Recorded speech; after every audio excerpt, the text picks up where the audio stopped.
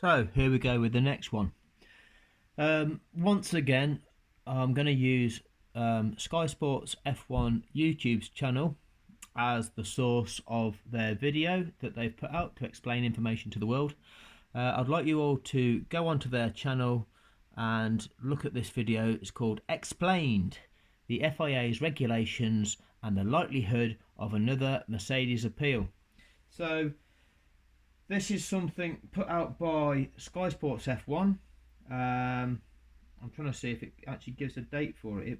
I can't see the date that this was originally published, but it was in the aftermath of Abu Dhabi. And this is just further examples of the fact that Sky Sports are lying to the world. Okay, if you've seen part 3, you will see that Martin Brundle is an absolute out-and-out liar. Now we've got David Croft, his partner in crime, in narrating those last couple of laps. Now, you look at the title of this video and it says Explained, the FIA's regulations. So you would think that this is expert explanation of what took place. And what it actually is just further lies to gaslight and lie to people and convince people of the narrative. So I'm going to play some of this through and once again talk to you about what is true and what isn't, because so much of it is absolute lies and narrative, and it is premeditated. So here we go. It's 10 minutes long, obviously, but with my comments in between. So we'll see if we can get through it as quickly as possible. Here we go. The world, but we'd probably be here till 10 o'clock tonight talking about it. Everyone wanted to talk about the end of that race. What did you think, Jasper, from where you were sat watching? From where I was sat watching, it was one of the most incredible things I think I've ever seen. And I think you said the same yourself as well, Crofty. Yeah, let's focus on how exciting it is. Amazing. Wow. This was potentially the most that's it. Focus on the excitement, not the corruption. I was there in 2008. Is that Glock when Lewis passed Timo Glock at potentially the last corner of the track to win a world championship? But I think this actually is head and shoulders above what we saw in Interlagos. Wow, it's incredible. I've never known anything like it. Maybe we should have expected it given the way this season went. For Lewis Hamilton, utter heartbreak through no fault of his own to have that championship trophy snatched out of his grasp. Nice that you actually tell the truth now and again. Storming race, but he was a sitting duck at this moment. With Verstappen on fresher tyres, he was always liable to mount a challenge. Lewis had been on those hard compound tyres for many, many laps.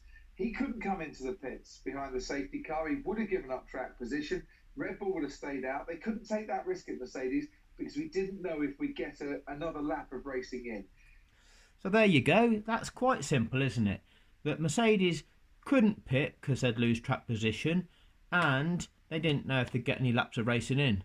And if the rules had been followed, which is what they are actually thinking of when they make their strategy calls, because they make their strategy calls in accordance with the rules, you make that decision that you're not going to pit. Because if you think that the race isn't going to start again because it shouldn't have done, you don't lose track position. That's just stupid. So, yeah, this is the truth. This is why Mercedes didn't pit, because the race should have ended behind the safety car. Lewis Hamilton was in position 1. Lewis Hamilton wins. But rather than actually spell it out like that, rather than spell out the truth, they provide alternatives, validation, excuse. Oh, it could be this, but oh, it was all a bit confusing. No. Now, Michael Massey, the race director, I think is a man very keen, and this was stressed in the steward's decision last night that the teams agree with him, to get racing to the line. If we have a late safety car, he's a man that, if he can possibly do it, will finish as a race not behind the safety car. We finished races behind the safety car before, but it doesn't look quite as special on the television, and it's not what the fans really want. So again, here we go. He's the type of man that doesn't want to see a race end behind the safety car. Irrelevant. Absolutely irrelevant. There's the rules of the sport. It's simple as that. Do we say in football, oh, this is the kind of referee that just doesn't like refereeing a nil draw, so he'll always do what he can to ensure that at least one of the teams score because it makes it more exciting for the fans? Shut up. Want to see, but was it fair on both sides? No. Why are you asking a question? Clearly, it was not fair on both sides. Rules were broken to manufacture a one-lap shootout between two cars, knowing that one car was on 44-lap old hard tyres and one car was on fresh soft tyres. At what part of that is fair? You break the rules to manufacture that corrupt event, and you use that event to determine the outcome of a world championship. And then everybody involved afterwards went, yeah, that's fine. That's a fair and valid way of determining the outcome of a season-long championship. Break the rules to set up a scenario where one car is heavily advantaged, and let's see how that plays out. And he's going, oh, and some people are questioning whether or not that's fair or not. It's clear that it isn't. And it's clear that rules were broken. Why are you trying to validate it? What transpired after the safety car pulled away? Mercedes certainly don't think it was fair on both sides. That's why they appealed under Article 48.12 of the sporting regulations. The safety car, when it's out, the lapped cars can unlap themselves, but at the end of the following lap, that's when the safety car should be back in the pits and we go racing again. That obviously didn't happen. You saw it actually on the commentary clip there where Martin said, right, the safety car's coming in. There were lap cars still just going past the safety car at turn 9. Michael Massey wanted to clear the cars in between Lewis and Max out of the way so that the title challengers could have that fair fight. Nothing wrong. I'm going to replay that bit to you. Michael Massey wanted to clear those cars out of the way of the title challenges so that those two could have that fair fight. He's actually speaking that to you as if that's normal. Oh, he just wanted to move them out of the way so that them two could have a fight. That's not how Grand Prix racing works. Every competitor in that race is part of the race. Now, he's cited earlier on in this about 2008 and the title battle being between Hamilton and Massa. In that race in Brazil, did they clear all of the other cars out of the way and just say, well, let's just race Hamilton against Massa in this race and see who wins out of them two, because they're the only two that matters. They're the only two that can win the championship. No, because that's not what you do. You run it as a Grand Prix, as every other Grand Prix of the season, and you see where each driver finishes in that Grand Prix. You see how many points that driver gains from that particular event. You add them to the season-long tally, and you see who wins the overall prize. You don't go, oh, well, what we'll do, only this guy and this guy can win the championship, so we'll clear everybody out the way and just get him to race him off over one lap. You don't do that because it's not what the sport's about. It's not in the rules. But this guy's just talking about it as if, yeah, well, he just got rid of them 5 just because we wanted to see this race between these two. He's normalising it, and it's not normal. So I'm just going to rewind that. Michael Massey wanted to clear the cars in between Lewis and Max out of the way so that the title challengers could have that fair fight. Nothing wrong with that whatsoever. A lot wrong with that, dickhead. But had he have waited the following lap, we wouldn't have got a racing lap in. There you go. Had he have waited, we don't get... So had he have complied with the rules, there's no further racing. The race finishes behind the safety car. Lewis Hamilton is world champion. So why can't you spell that out? Why can you not state that? That is why that procedure, 48.12, wasn't followed. And Mercedes, obviously, incensed by that, went and protested with it. Now, 48.13 of the sporting regulations rather overrides the message about the safety car returning to the pits at the end of the following lap. it says that once the safety car in message is displayed, it's mandatory then for the safety car to get out of the way. Look at what he's doing now. One regulation overrides another regulation. No, it doesn't. No, it absolutely doesn't.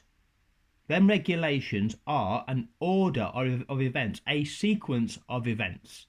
So to try to suggest one overrides another, it doesn't. And now he's going to refer back to a regulation that's earlier in the set of regulations and use that as the ultimate validation, which isn't true. But I'll wait till he gets to that. Again, this is what he's trying to do. He's trying to present the regulations and validity to the interpretation of regulations in that way. They are completely wrong to interpret them this way, but he is going about providing validation for that interpretation. And I'll break this down when he says it. And we're going to go racing again. But what the FIA stewards also said, and Michael Massey was there to give evidence at the protest last night, was that Article 15.3, and I know this feels like I'm trying to explain the Champions League draw this afternoon, but it is a lot simpler, trust me. Article 15.3 of the sporting regulations gives the race director overriding authority over the use of the safety car. And that overrides 48.12, which is overwritten by 48.13. So what you need to remember is that the race director can make adjustments and changes should he see fit. And that... Wrong. Absolutely wrong. And the reason being is, as I've explained in my other videos, that if you don't carry out the safety car procedure correctly in accordance with how the rules are stated, then you create fixed outcomes. That is a fact. That is an irrefutable fact. You create fixed outcomes. So you cannot just use this notion of overriding authority. He can do what he wants and that's fine, because you create fixed outcomes. This is a sport. People bet on the sport. You cannot separate out just two competitors to race off for the win in a multi-competitor event that people bet on. That is factual. You cannot do it. And they're trying to validate that you can, and that the referee has that discretion to be allowed to do that, to make that choice. Now, he's saying, oh, it's like explaining the offside rule to a 15-year-old. Actually, it's not. It's really quite straightforward. And this video is quite a straightforward analysis of an explanation of exactly what it is. Explains what the rules is. This is Skysports F1. They're contracted to explain to millions of people the rules of the sport. Why aren't they doing it? Why are they not clearly explaining the rules of the sport to the watching world? And I'll tell you the answer to that. It's because they're all corrupt. They've been paid by Liberty Media to validate the Liberty Media agenda. They are corrupt.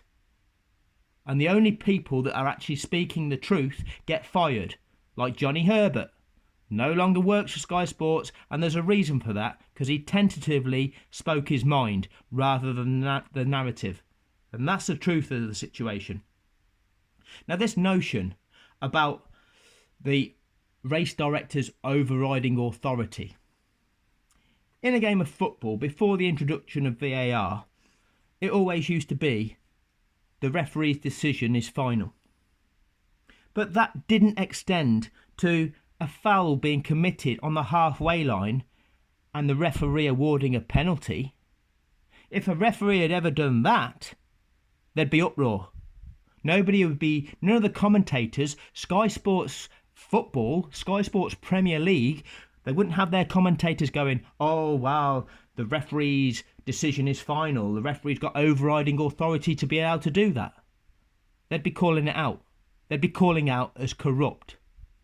If it got to the end of extra time in the World Cup final and the game was a draw and it should go to penalty shootouts.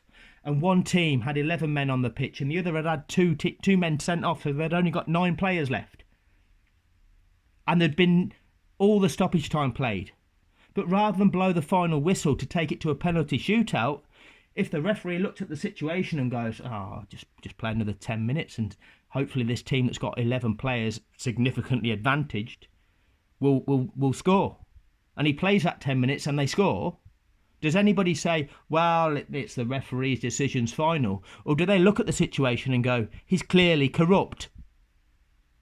But what's happening here, Skysports F1 are justifying it. They're validating it. They're not calling it out for what it is, which is corrupt, which makes them part of the corruption. And this guy is one of the main culprits. Him and Brundle are one of the two of the main people that are corrupt. That covers what Michael Massey did to let that race conclude. But there is a big question that needs to be answered. And I'm sure Michael Massey in time will answer it. That is why, when we've seen races this season back in,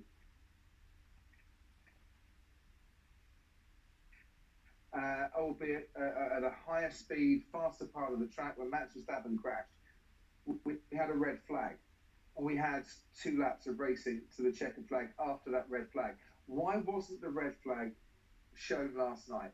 Would that have been the fairest way to ensure that we had 5 laps of racing to the checkered flag? Once again, gaslighting. Throwing in there a potential scenario, a potential situation whereby, well, it could have been something else and then we'd have seen something different. It's irrelevant. Utterly irrelevant. Number one, it didn't warrant a red flag, so you don't throw a red flag.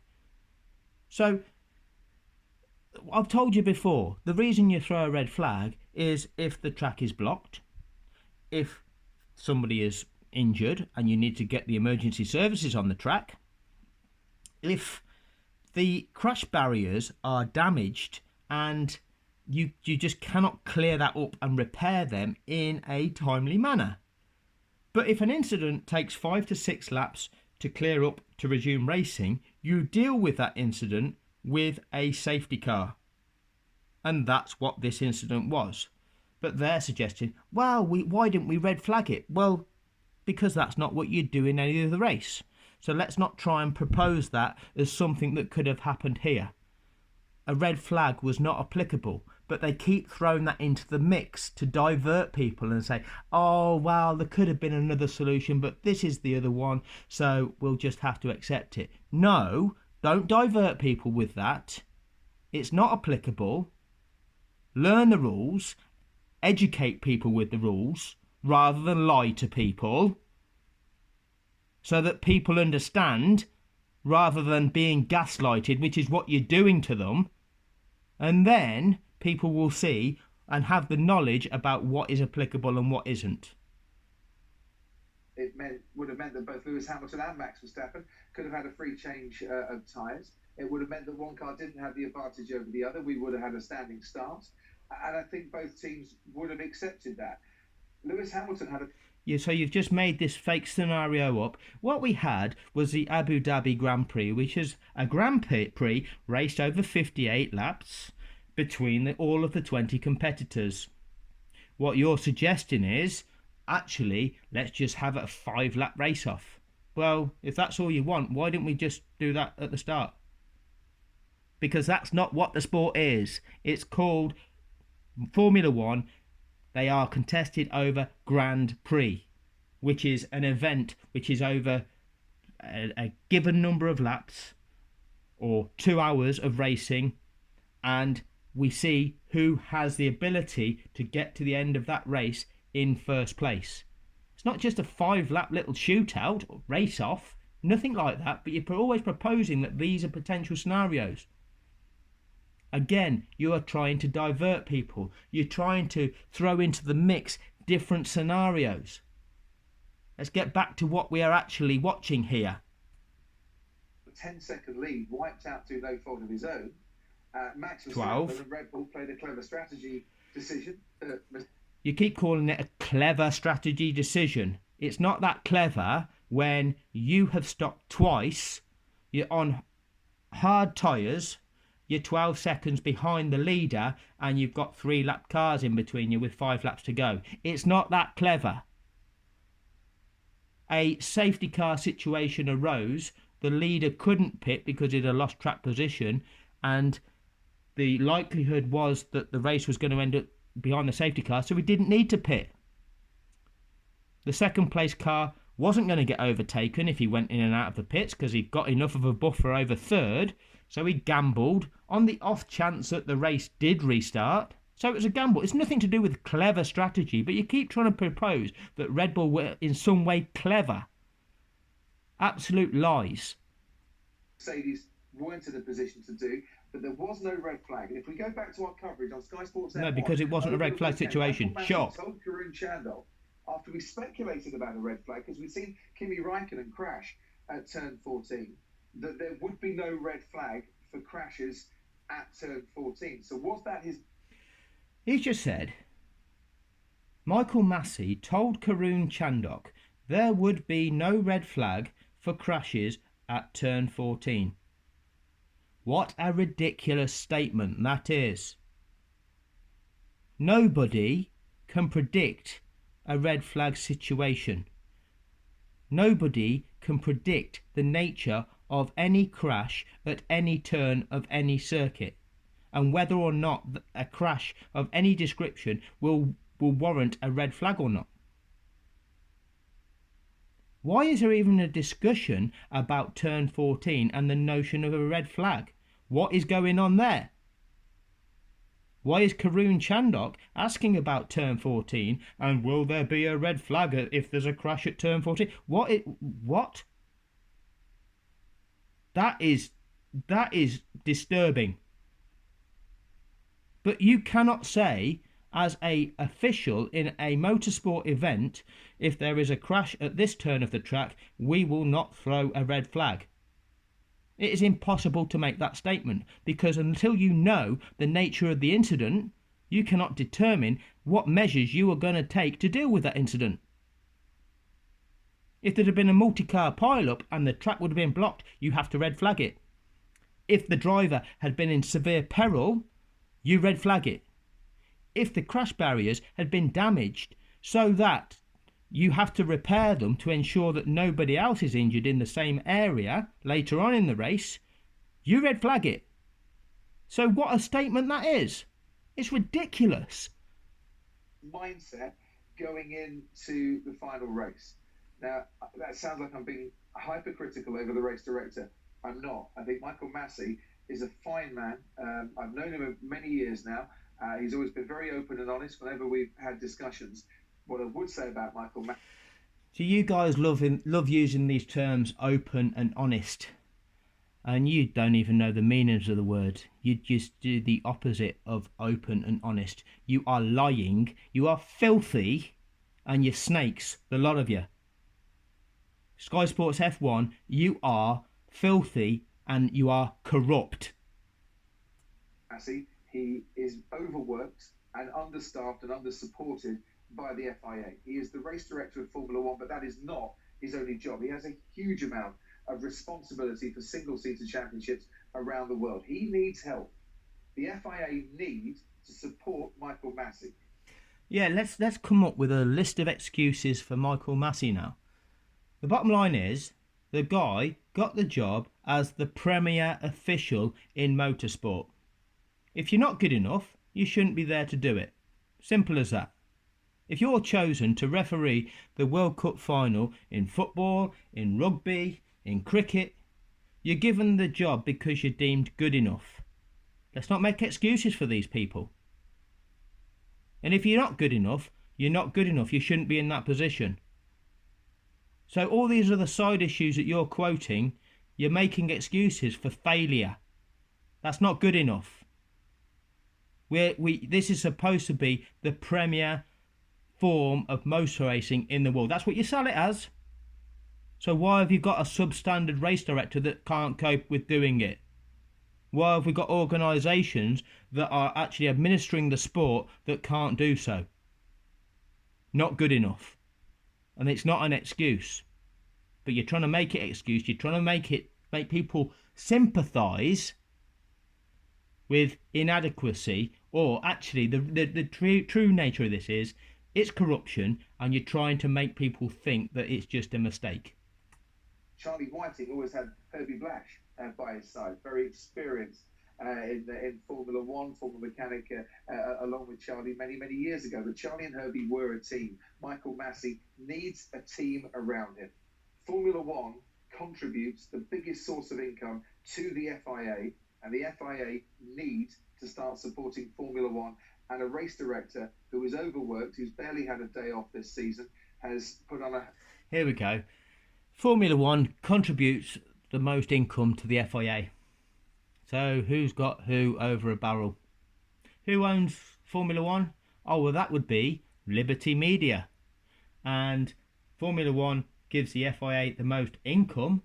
So FIA, are you going to do what F1 demands of you to keep that level of income? Wonder who's controlling who. Is the sport's supposed governing body governing the sport, or is the sport or the owners of that sport governing the governing body and the decisions that it makes? Herculean effort to get all the races done, but needs support now from whoever the incoming president will be as Jean Todt stands down in a few days' time. So, over 24 hours on now, Crofty, from the race ending, the situation we're at the moment is that the initial protests have been rejected by the stewards' inquiry, but we have this notice of a intention to lodge a second appeal. Given what you've just said there about the race directors overriding control and decision making in this race and on the track, can you see anything else except for Max Verstappen being crowned the champion? So just before Crofty gives us his answer, given that expert opinion, Crofty, given that expert analysis of the rules, which you lied about, which you suggested this notion of the race director's overriding authority, which is totally false, totally inaccurate. But given that, tell us now what you think. No, I can't. I'll come on to Max Verstappen in a moment, because I think we need to end this discussion talking about the 34th champion of the world. And what I'm hearing is that What you're hearing, okay? What is it you hear, and who do you hear it from, Crofty? Okay? So what we know is within this sport, the structure is it's owned by Liberty Media, and employed by Liberty Media are Sky Sports to broadcast the event to the world, to commentate on the event, and to have this YouTube channel which people watch to actually take information about the sport, to be educated about the sport. So they hang on to your words, but you have this inside information. Where are you getting the inside information from? A Mercedes going to come to you and say, well, we're not going to actually appeal this? Or do you know all of the things that are in play as to why they're not going to? Do you actually understand the greater corruption that is going on behind this? Sounds like Mercedes will probably back off from a further appeal. They don't want to look like bad losers. They have a championship to celebrate. They are Constructors' champions for a record-breaking 8th consecutive time. They don't want to drag this on and damage the reputation of the sport. The sport's reputation has been damaged to a certain extent because a lot of people just can't understand what happened last night. A lot of people can't understand. And why is it they can't understand is because they've been gaslighted by the likes of you. They've been gaslighted by the likes of Brundle. They've been lied to.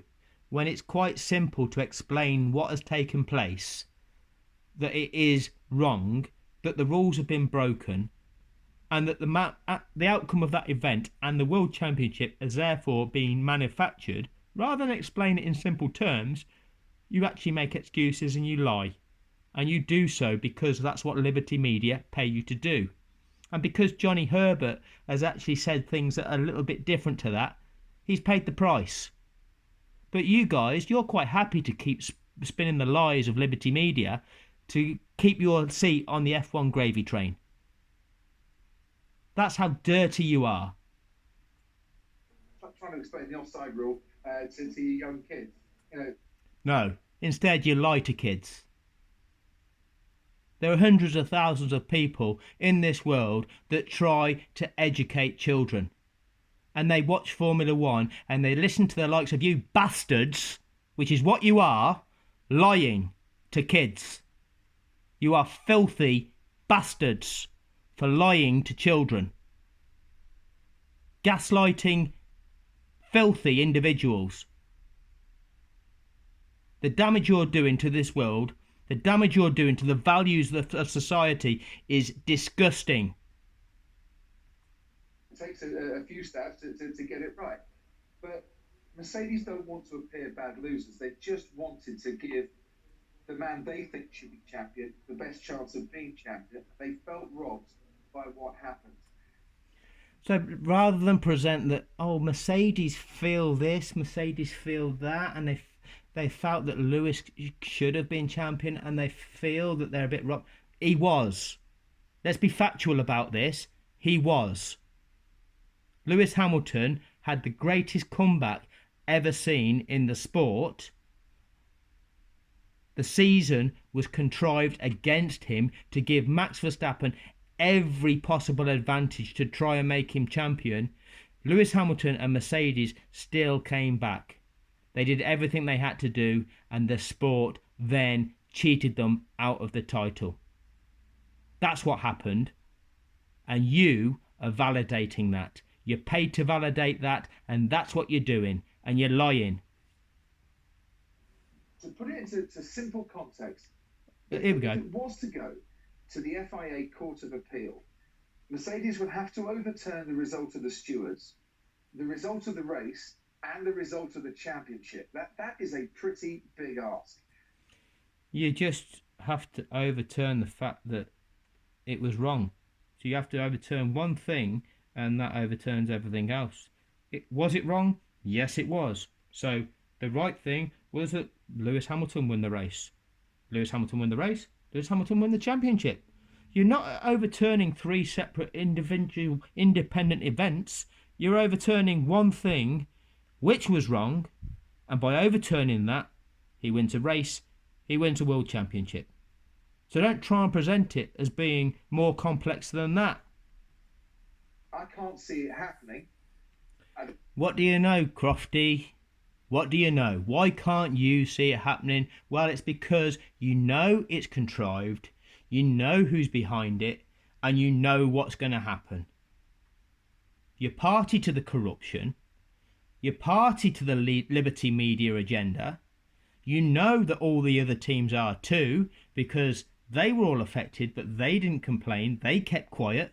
Why did they keep quiet? Because their slice of the pie increased in value too.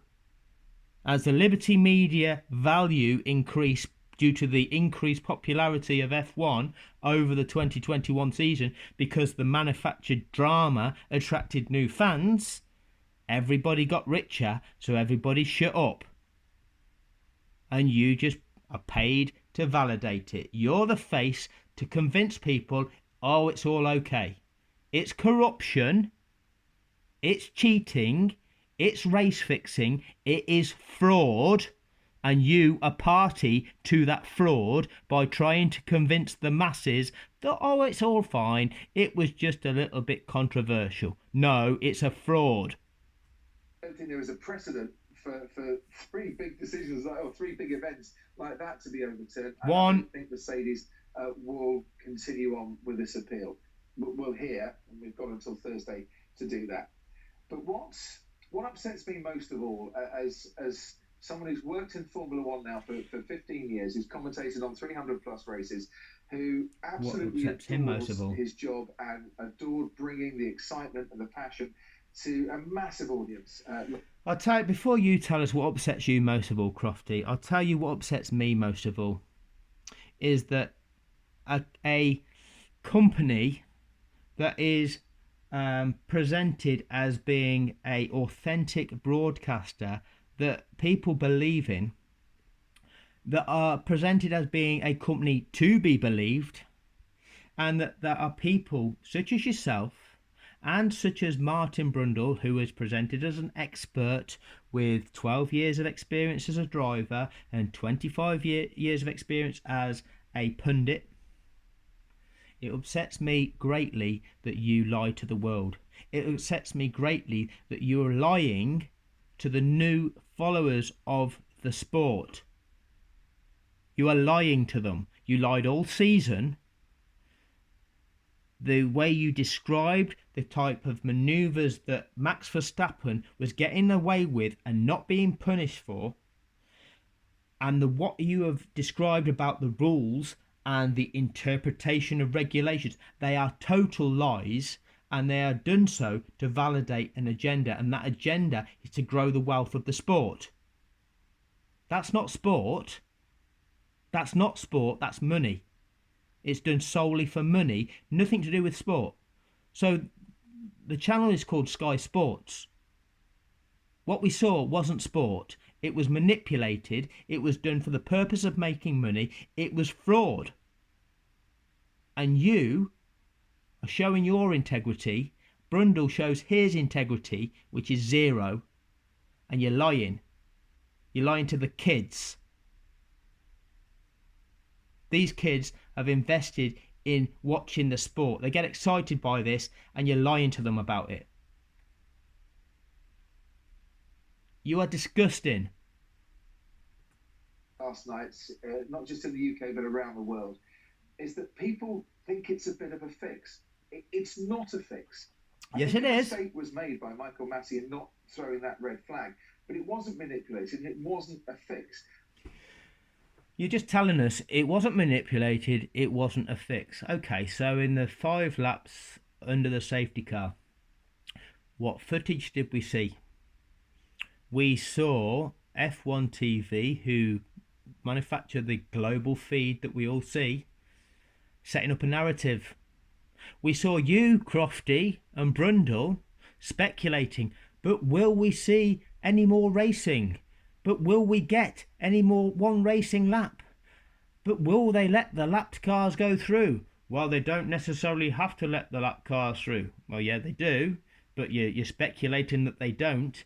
And how long will they wait if they do let the lap cars through? Well, why are you asking that question? Because you know there's got to be a mandatory safety lap. But throughout those 5 laps, this is what you're saying time and time again. You're drip feeding that notion into people's heads. Oh, and what's going to happen here? Oh, and what's going to happen here? And are we going to see this one racing lap? And are we going to see this one racing lap?